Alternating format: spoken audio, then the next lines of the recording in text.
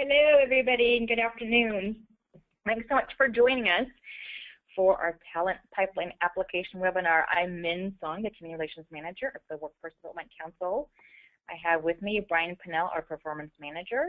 Good afternoon, everybody. And Hannah Mella, our Communications Program Manager. Hi, everyone. Thanks for coming. So we are delighted to have you with us this afternoon. I am going to give a few welcome overview comments. Yay, there we are, thank you. I'm really just a pre-funk. I'm just kind of the warm-up act, quite frankly. I know you really signed up to hear my esteemed colleague Brian to go over the Talent Pipeline application. Many of you know us, but for those of you who don't, we just want to share a little bit about who we are and what we bring. Welcome to whoever joined us. We're glad to have you as a friend in our webinar with us. We're just giving an overview. Just want to talk a little bit about who we are, what we bring, and then we're going to go into the demo with Brian, reviewing the Talent Pipeline application, and then we'll go into a Q&A. Just a couple of housekeeping items, believe it or not, for a webinar. We want everyone to know that we will be recording this session, and it will be posted on our website later, so if folks want to review it or share it with their colleagues, you're certainly welcome to do that. In just a minute, we will be muting everyone's microphones.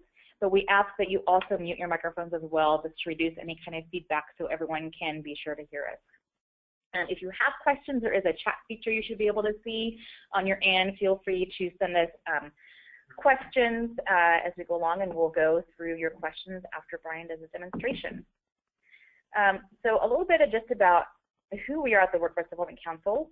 We are a nonprofit workforce think tank and grant-making organization. Our mission is to support a strong economy, develop talent of our region's workforce, and ensure the ability of every person to achieve self-sufficiency. We work with job seekers, employers, educators, community partners. Many of you are on the phone with us and joining us as we speak, policymakers and other funders, and we are just delighted to have you with us. We oversee the workforce system and a wide range of employment-related programs and initiatives, including the workforce system. Just a little bit about our impact in the past 12 months for those of you who may be data geeks or like me, a closeted data geek. We have served over almost 42,000 job seekers. That's like the size of a small town, medium-sized town. But we've served almost 42,000 job seekers, over 2,200 businesses, and that includes over 500 jobs and paid internships for our young people. Our workforce system, and many of you are joining us from those workforce offices, which are awesome and award-winning, and we are so glad to have you with us. Our workforce system is comprised of 7 offices, center in workforce Renton, 6 affiliates throughout King County, and we have 30 connection sites, really providing access and support to our community. And I should actually say, we will soon have 1 connection sites, as we just approved 1 by our board yesterday. We're excited to have that model continue to grow. We also provide tools and resources and research and data, which you will hear about it in just a minute from Brian. And we provide funding and support and partnerships. We are the Workforce Innovation Opportunity Act Trailblazer, as some of you know. So now you are part of the club. Thank you for joining us and being a trailblazer with us. We were awarded earlier this year by the National Association of Workforce Boards as the most progressive workforce board. That's out of over 300 across the nation. That's huge for expanding solutions and resources and opportunities under the Opportunity Act for our community. And our commitment to you is to continue to trailblaze and serve our Silicon County region. And we'll do that through our initiatives with WorkSource, sector strategies, youth initiatives, and research and innovation, like the Talent Pipeline application. And with that, I will hand it over to my esteemed colleague, Brian. Hi, good afternoon, everybody. Most of you might be probably familiar with the Talent Pipeline studies that we've done in the past. All of these have been done in conjunction with Community Attributes. They're a local data and research firm that we've contracted with over the years to do our Talent Pipeline studies. As you'll remember, a lot of those are either a small group of industries or a single industry that we've researched to find what the specific shortages and surpluses are for occupations within that specific industry. Well, this is kind of limiting. The studies are quite expensive to conduct, And, you know, a 40 to 50 page research study, you know, doesn't make for a fun afternoon for everybody. I mean, if you are one of those data geeks that Min mentioned earlier, they can be entertaining, but we wanted to develop something that was a little more interactive and a little more available and ready to be used by a wide variety of audiences, whether it's the general public, job seekers, work source staff, employers, research facilities, even the press. So we wanted to make sure that this was something that we could make publicly available. As you know, we've always put our talent pipeline studies on our website so that anybody can go out and read them. But we wanted to make sure that our application could be accessible as well. So we wanted to make sure that this was something that was a living, breathing application available online, and that is something that we could constantly update. But that wouldn't have those limitations that the previous hard copy type studies had, as far as, oh, we can only look at a specific industry, and then we won't be able to get anything updated for that industry for another 2 to 3 years.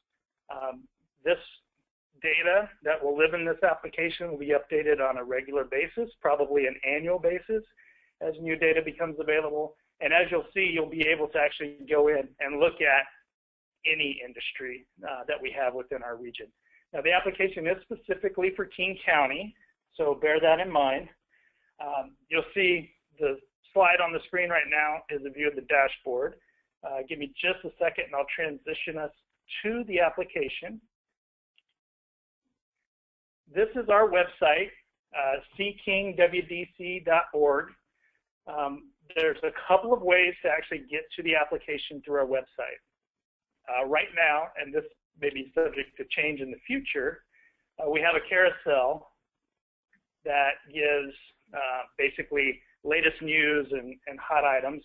As you can see, the new interactive talent pipeline application, part of that carousel, you can click on that image and it'll take you to the application.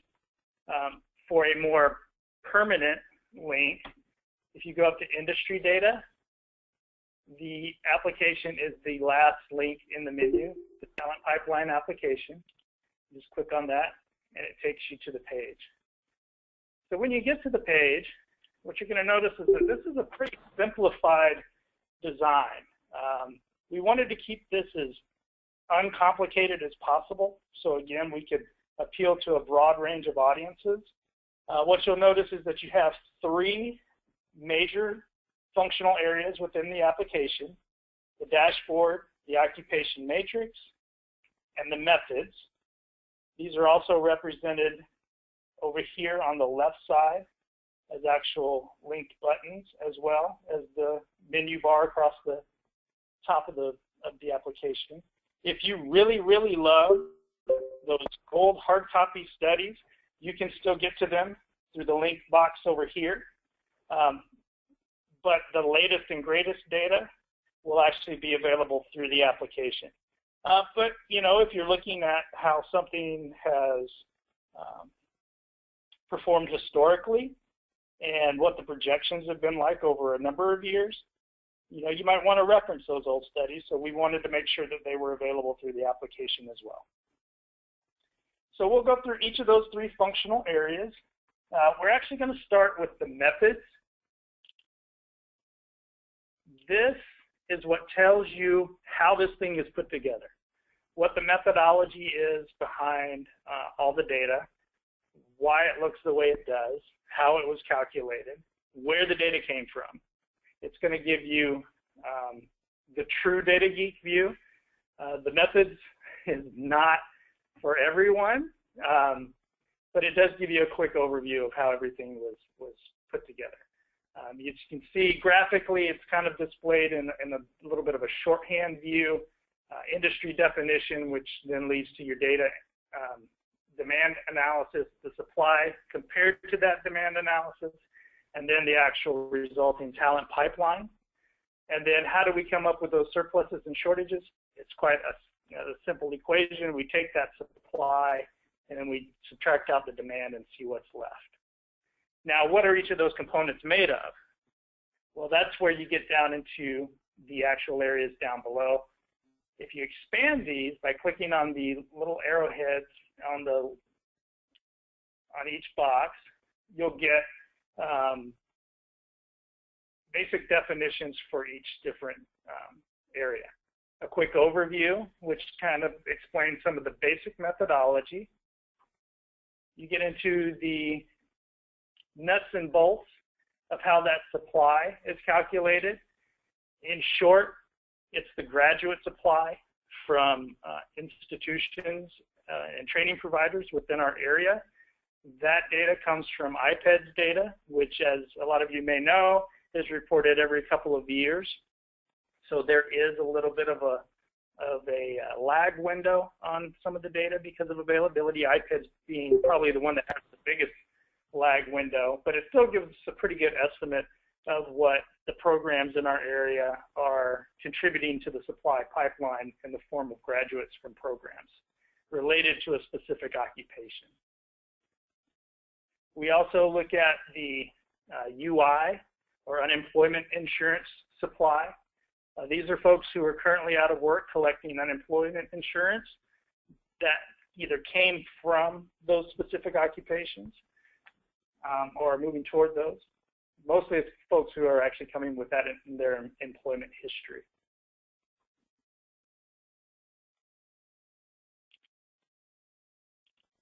The demand side, these are based on Employment Security Department forecasts and projections for each occupation.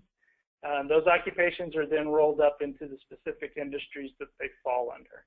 As you'll see, we'll actually be able to go in and look at which occupations in a specific grouping fall under which industries by number and percentage.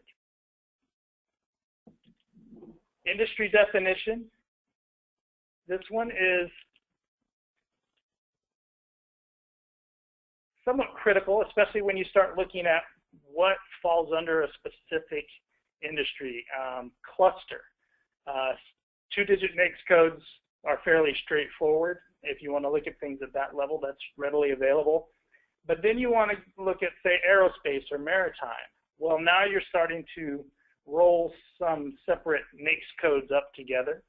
The application actually breaks those two specifically down, as you can see in the list, and it combines a few of those NAICS codes into groupings.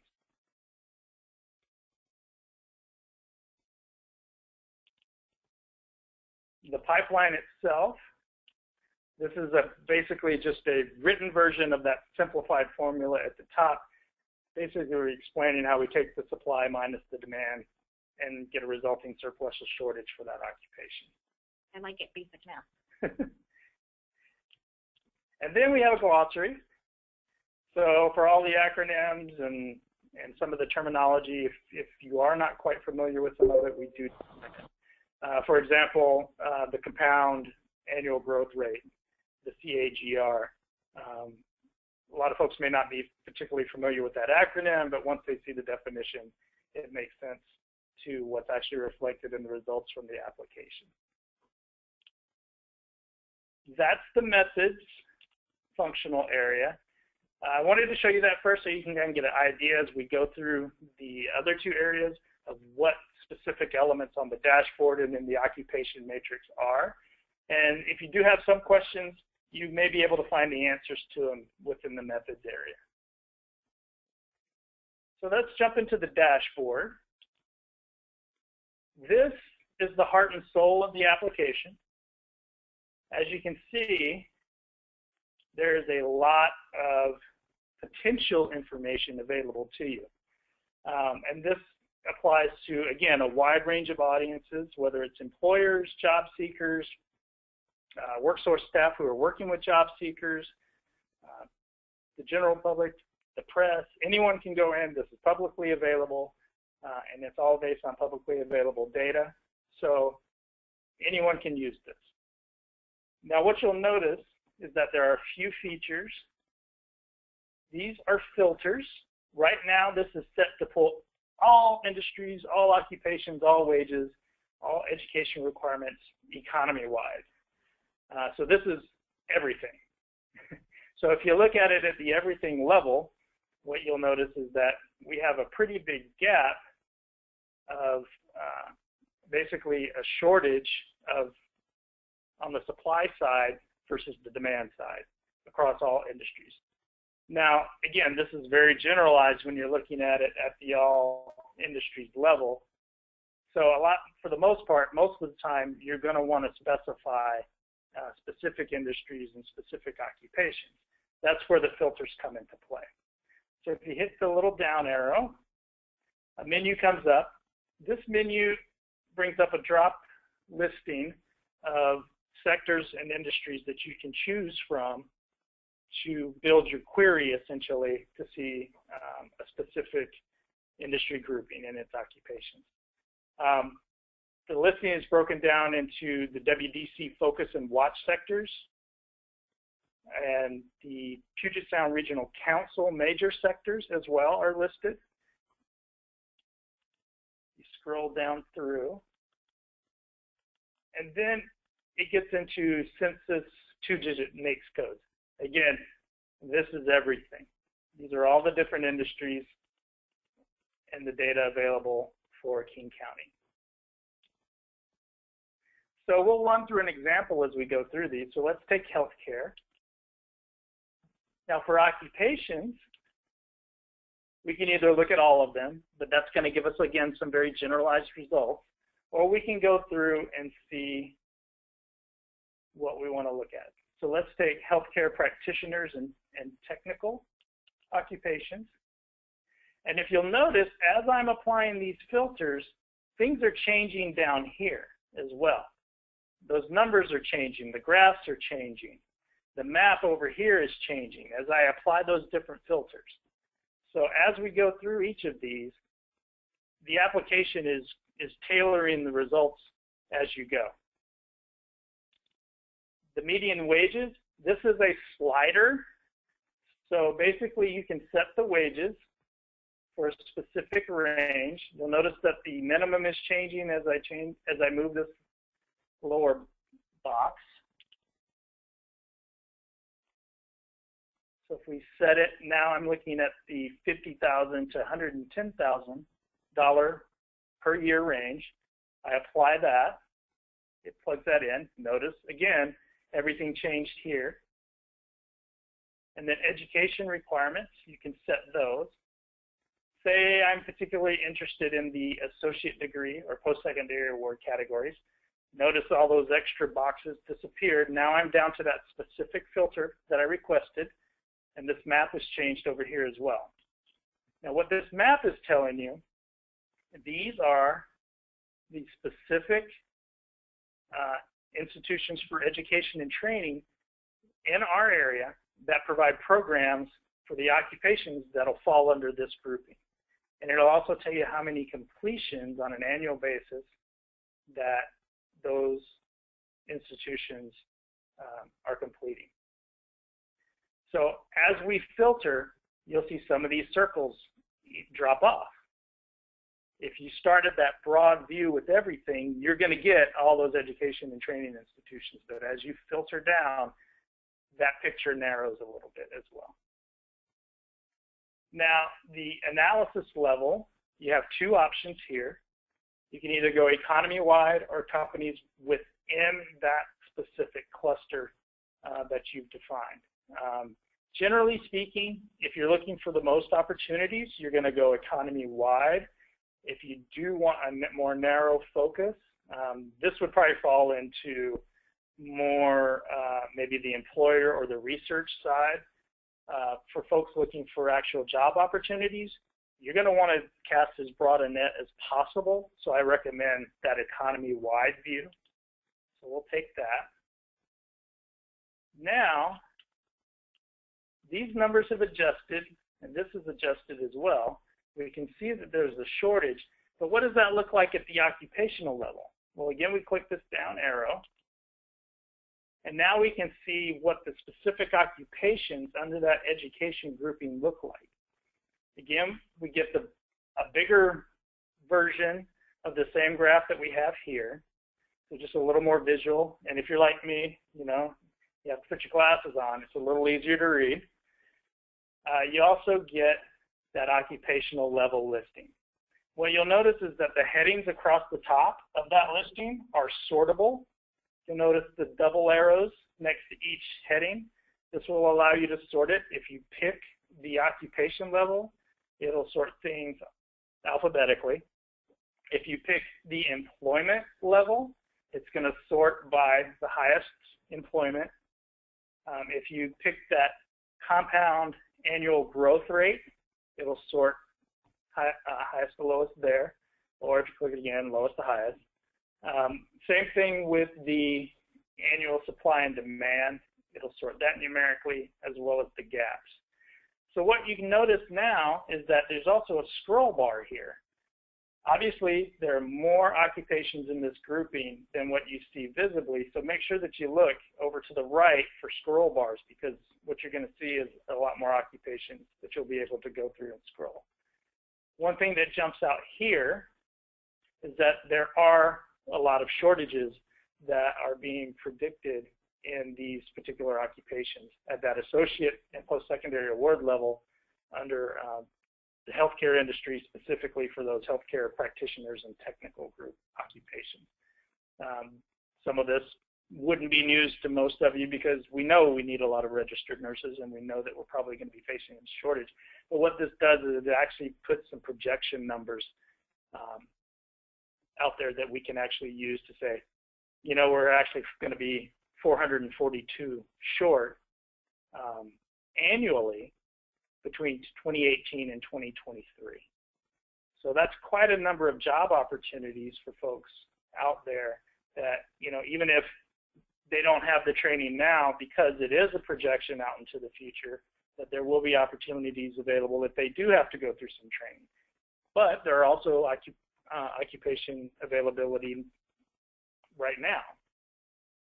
So this actually gives you those surpluses and shortages at that occupational level. This is the key part. This is what all of our talent pipeline studies have been geared toward. How many registered nurses do we need on an annual basis over the number of years, 5, 6, 7 into the future? So that's what this does. Same thing as the old printed reports, just in a lot more interactive and cool online way. Don't have to thumb through 40, 50 pages to get a result that you can get in about 20 seconds. And this is great, easily tangible and accessible information. I could see lots of uses with career counselors, either in the resource room as you're greeting folks, perhaps at a job fair or resource fair. I could see folks with business services using this as well. And I'm a visual person, along with being a closet data geek, a little bit more about me than anybody wants to know, but I really appreciate the visual.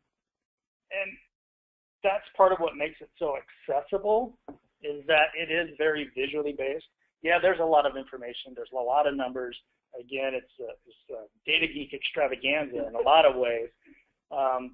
It's everything those printed reports had, and actually probably more, because you didn't have that instant filtering capability with a printed report. Obviously, you didn't have the ability to see that institution map. There are aspects to those printed reports that we did like a lot, but where you could actually do input from employer interviews and things like that. We will be looking at how to incorporate that specific forum into this in the future. But right now, this is a major improvement over the previous versions where you actually had to go through the report and take it one line at a time and find the information that you were looking for. But you may actually want to have a piece of paper that you can look at and that you can reference away from your computer. If you go up here to this download button, click the down arrow there, you can export the results of your filtering to either Excel, PDF, or an accessible PDF for folks who have certain disabilities. I've actually pulled in some of the PDF reports. What you'll notice is that they're very similar in format to the tables that would appear in the hard copy versions from the past. So it's a familiar format. It's an easy to access format. It's right there and available to you if you do need a hard copy of the data. I think that's great for people to know, especially if perhaps if they're working with a customer in the resource room and they're helping folks in the using a computer in their computer lab, or again, if they're working with folks as they're coming in, or maybe they have a drop-in appointment. So thanks for pointing that out. Yeah, absolutely. They can print it out, take it with them. This could be, very useful for job seekers. And right now, this is printed in only English, right? Or is it convertible into other languages? Right now, it is English only. Got it. Thank you. The third and final functional area that we have is the occupation matrix. Click on that. First thing you'll notice is that all the filtering choices followed you from the dashboard screen. So this is, you can change them if you're actually wanting to transition to a different occupation or industry group. But if you are specifically, looking for something, this actually gives you that next step level data as well. So you don't have to enter all those choices in all over again, because that's just a pain. And we want to make sure that it's easy to use. So those will follow you to the screen. So there's a few different ways you can look at this. If you look at these view by options over here on the left, the first option is number of jobs.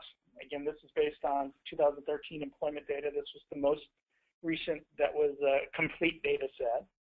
Again, as that data becomes available, we will be updating it. What this tells you is that for each of these specific industries, for this occupation group, these are the number of jobs that are available within that industry. You'll also notice that there are mouse overs that are popping up as I move the mouse across those data points. It's giving you the annual demand, the graduate supply, the UI supply, and the percentage of jobs in that industry, specifically for that occupation group. So a little bit richer view on that. So looking at that, you can obviously tell that for this particular one, most of these fall under what is labeled as the services industry, which encompasses healthcare. If I go up and I change it to the surplus and shortage view, if I click on that, what I get is kind of a color-coded legend of how each one of those industries looks. If it's red, there's going to be a shortage. So what you can see is that in these particular groupings, and some of these are small groupings with an annual demand of 1, they're expecting a supply of 0. So yeah, it's going to show up red, but take that with a grain of salt. That's why a lot of this mouse over data is available to you, so you can kind of use a little judgment in how you judge what's a real shortage versus a more perceived shortage. Same thing with retail, but if I look at the services, those numbers jump dramatically. And what you'll notice is that, yes, it's going to be a little more on what I would call a real shortage side.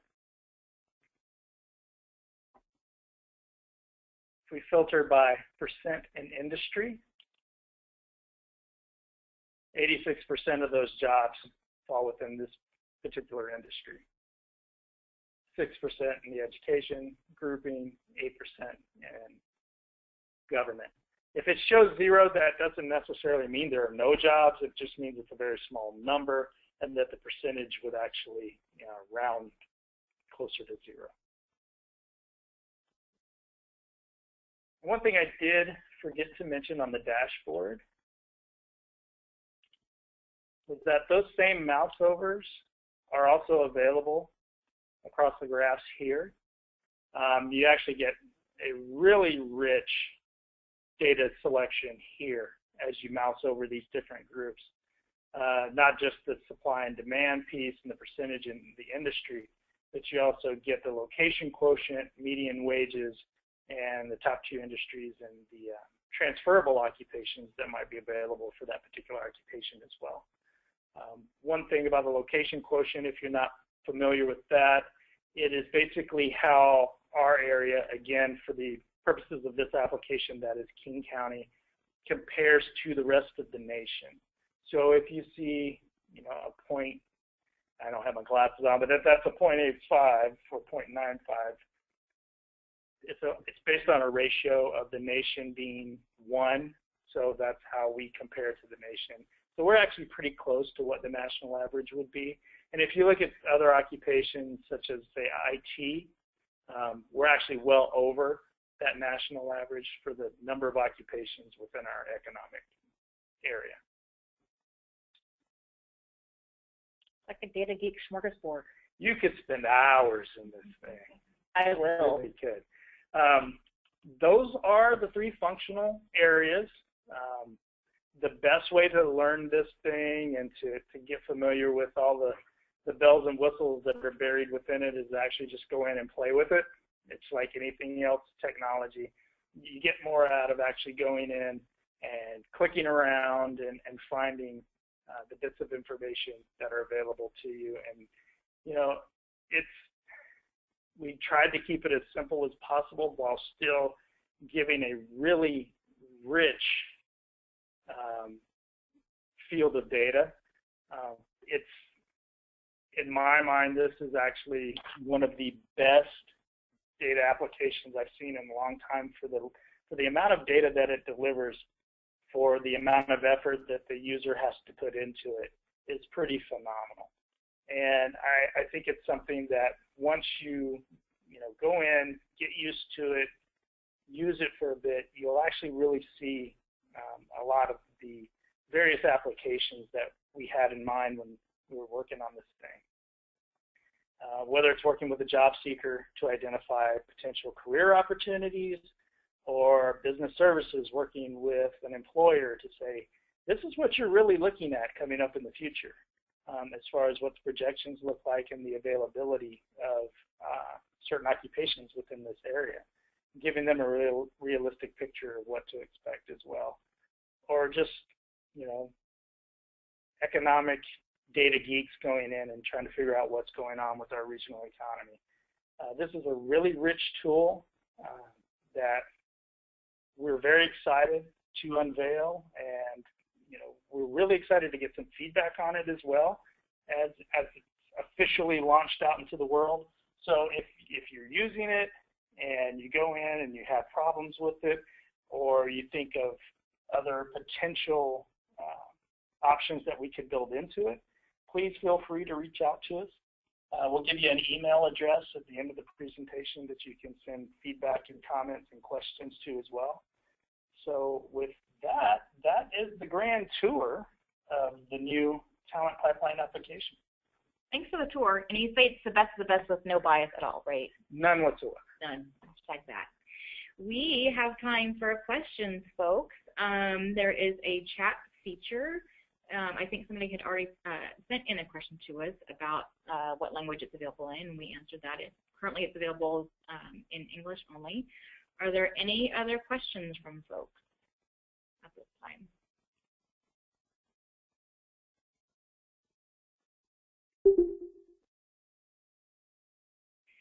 We also wanted to mention for folks, as you think about using this, I know we have talked with some workforce folks about looking at how to use this within some workshops. We would be likely working with some workforce leadership and staff and looking at how to incorporate this into some job seeker workshops. Just think about how you might also be integrating this with other resource tools as well. Were you going to add something, Ryan, or I saw a question pop up? One thing I just wanted to add in there is that when you do look at that institutional map, you can zoom in on that.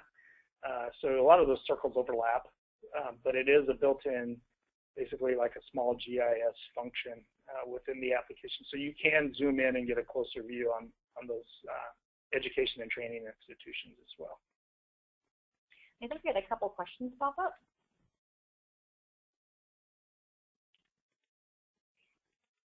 So we have, how does the employment information or the projection relate to what's available via Career Coach? That's a good question.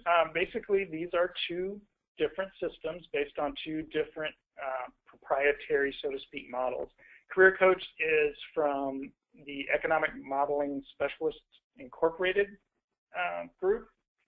They actually have a proprietary data model that they use based on publicly available data, but then they basically tweak it in their model. The projections that are used in this application are based strictly on Employment Security Department projections. So what that does is it aligns everything with Bureau of Labor statistics projections, and it also keeps that consistent with the definitions across the application. So you will see a difference between those two applications just because of the different modeling that they use. Doesn't necessarily make one right or one wrong. What I would recommend is if you use both applications, do what I do. I kind of take a weighted view of each one and, looking at the overall trends and kind of taking a measured approach to looking at both of them together. It's like a geek out fact with data. We have a couple more questions. Does the application work well on a mobile device? Community Attributes designed this to actually be mobile friendly. So yes, it works well on a mobile device. If you do encounter any problems, please feel free to let us know.